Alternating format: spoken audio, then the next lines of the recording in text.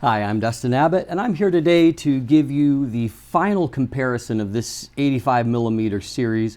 And this is between what I think will probably be the two most commonly kind of cross-shopped options in the category. And one of those is the 85mm f1.4 art lens that was released last year from Sigma. And then, of course, the new Canon 85mm f1.4L IS USM lens. And so obviously these lenses share a lot of commonality on a lot of levels, same maximum aperture. And while they're not identical in price, they are close enough in price. The Sigma is around $1,200, the Canon is around $1,600. And so they are close enough in price that that people will compare back and forth. And so I'm going to do my best to kind of demonstrate to you and to help you in making that decision, because some people are questioning, is it worth the extra $400 to go to the Canon? And so my answer to head into this says that depends. And we're going to see why. And so today we're going to look at a few things. We're going to look at a resolution comparison.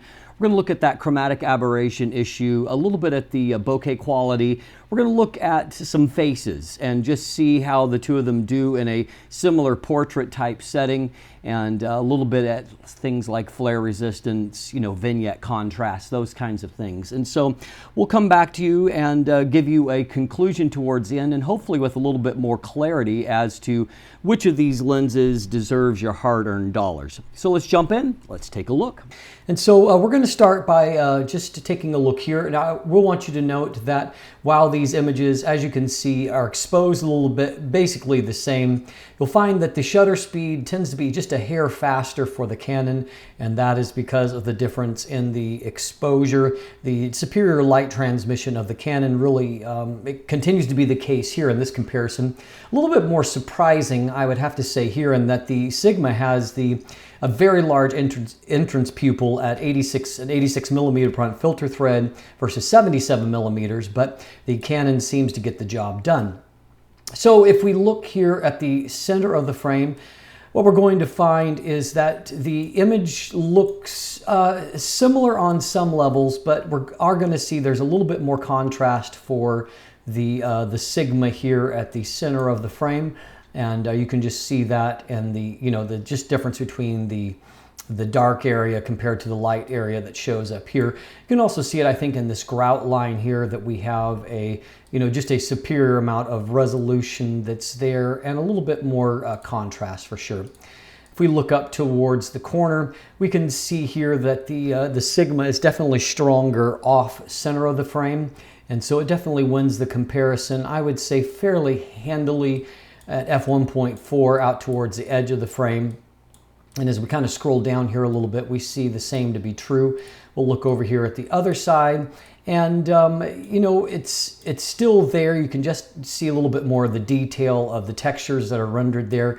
It's not a huge difference, and some of you might right now may be wondering why the Tamron comparison looked kind of different on this kind of thing, where it seemed like the Tamron was sharper, and we'll circle back to that in just a moment here. But as you can see, for the most part, the Sigma is giving us a more sharper, a little bit more contrasty image. Now, with both lenses stopped down to f2, let's take a look and see what we see. So here in the towards the center of the frame, the image quality, it looks really more similar than different, and I don't really think that either one of them is superior in terms of the rendering here in the center of the frame. If we move off towards the edge, I do think that the Sigma is stronger in terms of both contrast and in resolution here on the left side.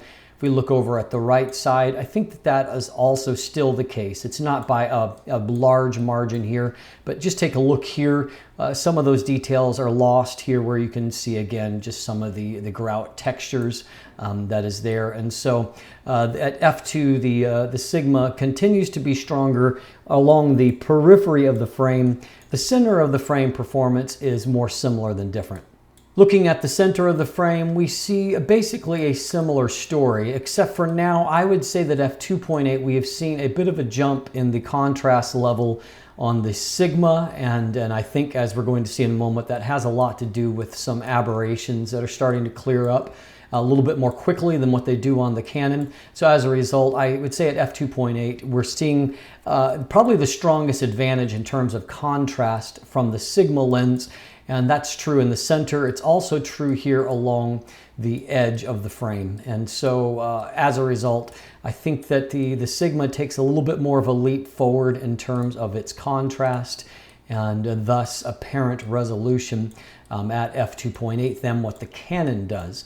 And you can just see a pretty significant difference in the amount of textures that are rendered there that are still just a little bit washed out on the Canon by comparison. Now at f4, and looking at the f4 image, it's really probably more of the same, although I don't think that the difference is as noticeable now.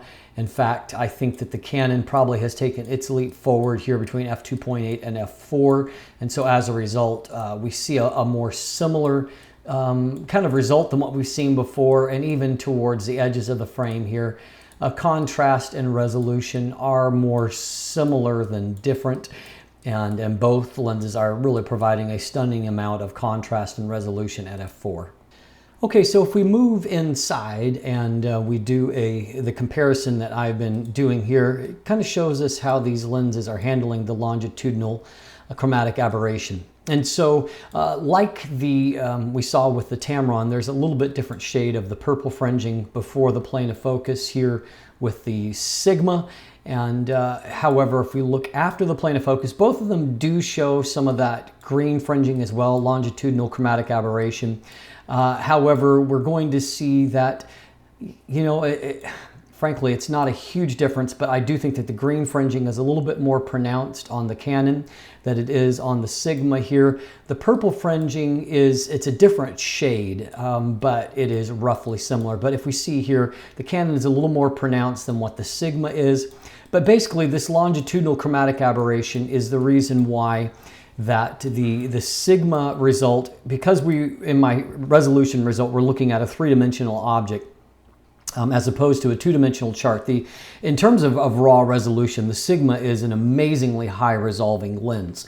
And that's particularly true if you're shooting a two-dimensional test chart. If you move into three-dimensional objects, as we've shown here, and even with the textures on the wall that I shoot, which is the reason why I shoot it, chromatic aberrations do come into play a little bit more, and so you can lose some resolution due to the CA that's there, which is why the Tamron actually showed a little bit more contrast because it has less of the longitudinal chromatic aberration.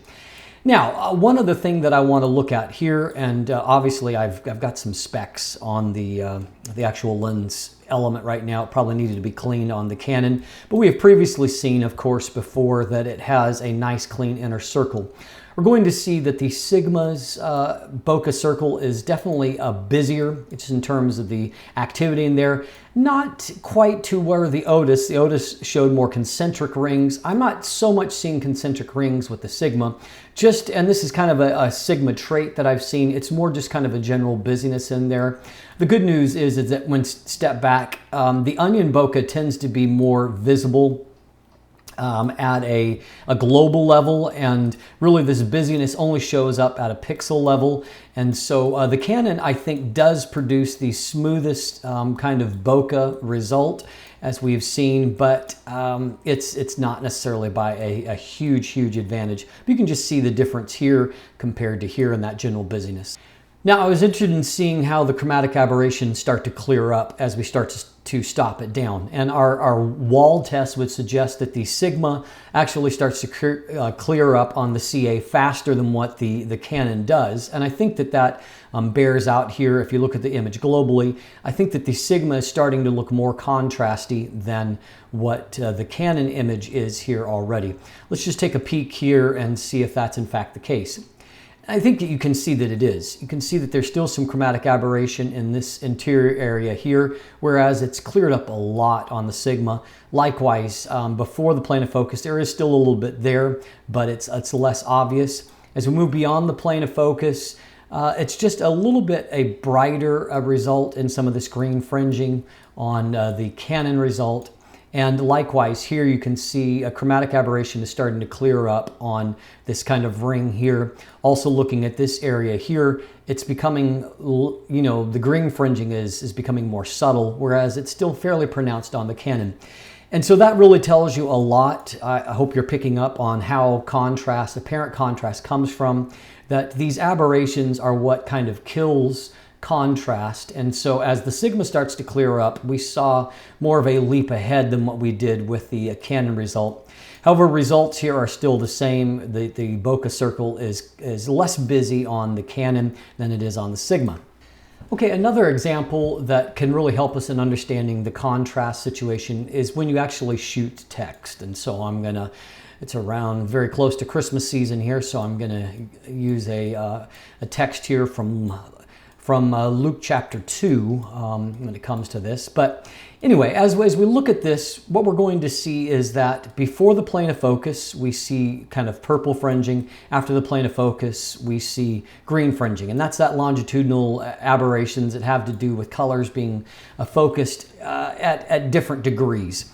And so in this case, what we're going to see is that the Canon has kind of a brighter, it's more of a pink rather than purple type color. And then after the plane of focus, we see that the green is more pronounced here. So the byproduct of that is that if we look at the two words here at f1.4 using the word governor, we're going to see that the contrast level is a hair better for the sigma here, but both of them do suffer from some CA at this point. But we're going to see the same thing happen with the contrast when we move down to the f2 example. Okay, so once again here now, as we stop down to f2, what we're going to find is that as both of them still have some CA before and after, however, you'll see that after the plane of focus in particular, the sigma has a lot less of the green fringing. So as a result, the defocused area here, you can see that there's more contrast evident than there is where there's a little bit of that general haze that is there, lack of contrast. You can see it here also. And so you can see how that is affecting contrast on the text itself, where the sigma is showing greater contrast in the text. And that is due to that chromatic aberration.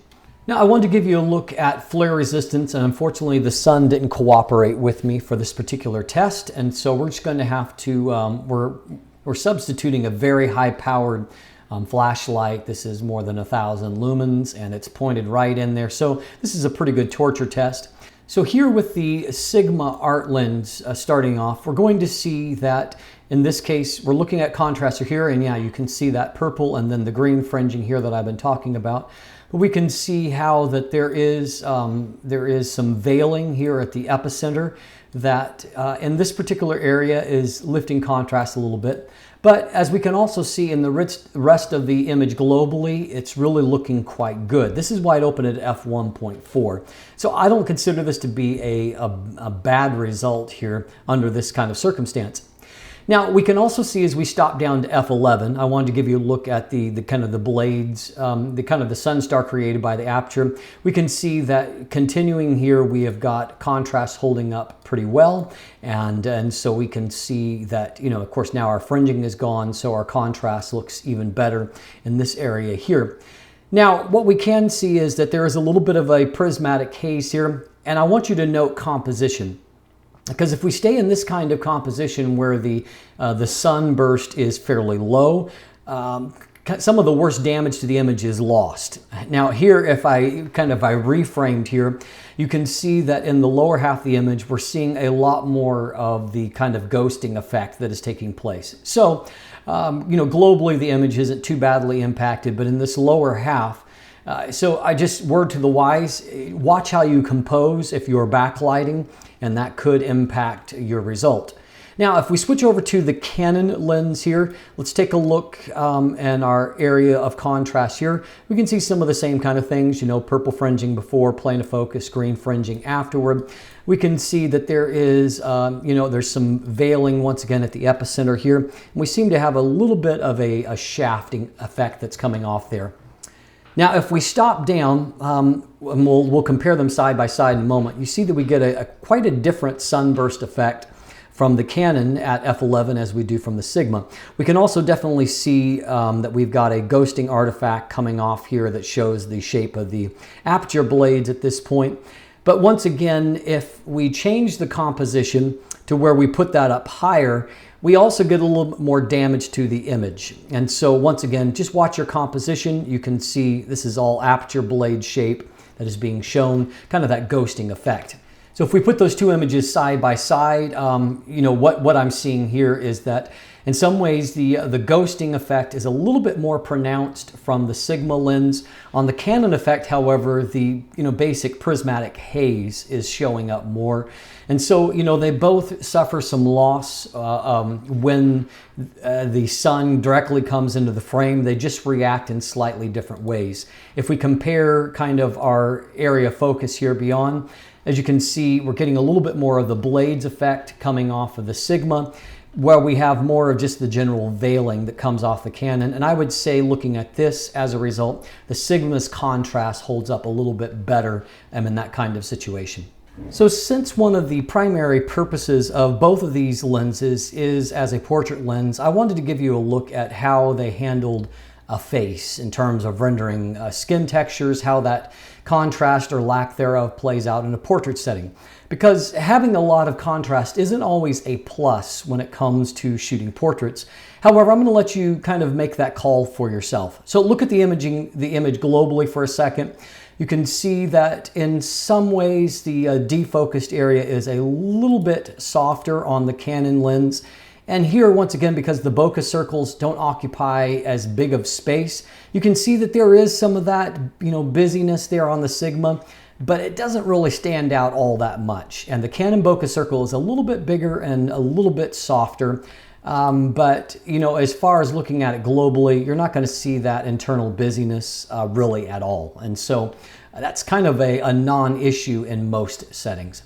Now, looking at the rendering of skin tones, note that I did use a custom white balance here, so they have identical white balance.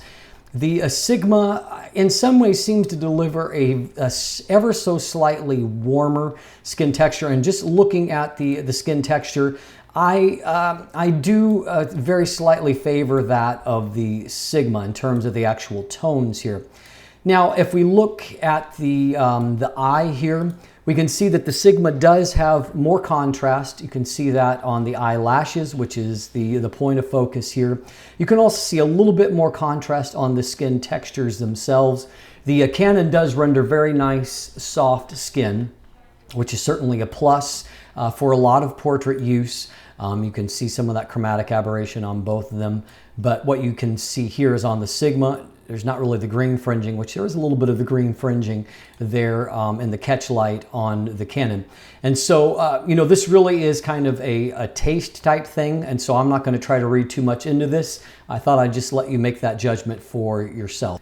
Now, I'll give you one final example here, and this is at f2. One advantage I will note, I noted in an early episode for the Sigma, is that at f2, the Sigma actually has almost completely even bokeh circles across the frame. And so if you're shooting this kind of shot, even if it's out towards the edge of the frame, you can see there's some clipping with the Canon on the bokeh circles, kind of almost like mirror box clipping that doesn't take place with the Sigma. So, if that's a big deal to you, you might want to just note that. You can also see that even at a faster shutter speed, the Canon is rendering a little bit brighter image. But at the same time, once again, I do think that for me, I slightly prefer the facial kind of definition and the way that the skin is handled by the Sigma more than I do from the Canon itself. Now we can see a stop down here. It'll take a second for that texture to pop in. We can definitely see once again the superior contrast, particularly once we've stopped down a little bit, that the Sigma start to show more contrast. And as a result, then we're also seeing more skin texture.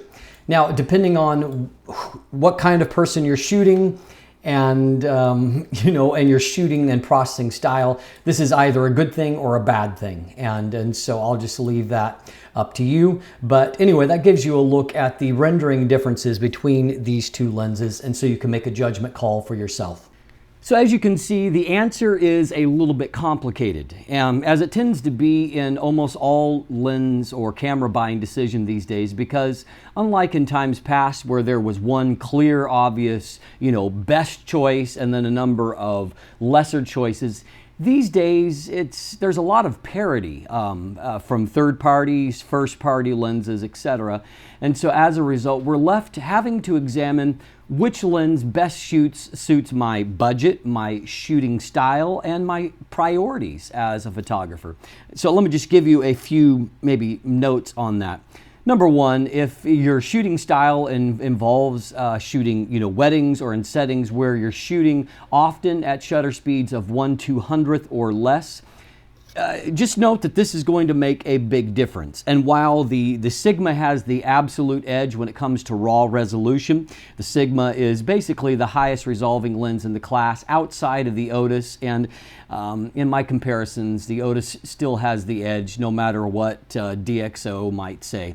And so there's just, because the Otis has that supreme micro contrast, it has so little chromatic aberration. It means in real world performance, if you put a piece of paper aside, you're going to find that the Otis is a clear winner in real world results. Okay, laying that aside, the Sigma is a fantastically resolving lens, and so it means that it actually resolves better than what the Canon does. It has a little bit more contrast, although as we saw, the Sigma also suffers from some of that longitudinal aberrations, and so as a result, it too gains contrast when stopped down, as the Canon does. It just gains it a little bit faster than what the Canon does. But beyond that, of course, if you're going to be shooting handheld, that edge that I've referred to in the review versus the Otis remains true here, and that practical real-world use, you're going to get more usable results out of the Canon. Beyond that, of course, the Canon does have more confidence when shooting in outer points and getting more consistent focus accuracy in outer points. And I've previously spent a lot of time testing the Sigma 85mm, run a lot of comparisons, and I found that while it focuses consistently, in my experience, in the center point, it's not nearly as consistent when you move to the outer points. Whereas we saw that the Canon, while it does lose a little bit moving to the outer points, it still fairly consistently focuses on those outer points. And so that's certainly something to remember here. And so beyond that, it's going to come down to your own shooting priorities. If you're shooting a lot in a studio, or you're shooting in settings where you're using high shutter speeds, the IS may not matter all that much. But in a lot of settings, the IS is going to make a difference, and it's not just about shooting really crazy low shutter speeds, which is really not the practical application, particularly on a lens like this, because there's always the risk that your subject is going to move even a little bit, and that will provide motion blur. But shooting at normal handheld speeds, IS actually makes a big difference. And so just consider those in your calculations as a part of this. Both of these are beautiful lenses. They're great studio lenses. They're great portrait lenses. But it will come down to how important having IS is to you in the end, and whether or not that's worth an additional $400. I'm Dustin Abbott. If you look in the description down below, you can find buying links for both of these, and I will be checking back with you for my final review. Hello, Bella. And so I'll give you my final verdict on the Canon 85mm f1.4L IS USM. Thanks for watching, and if you haven't already, please click that subscribe button, and have a great day.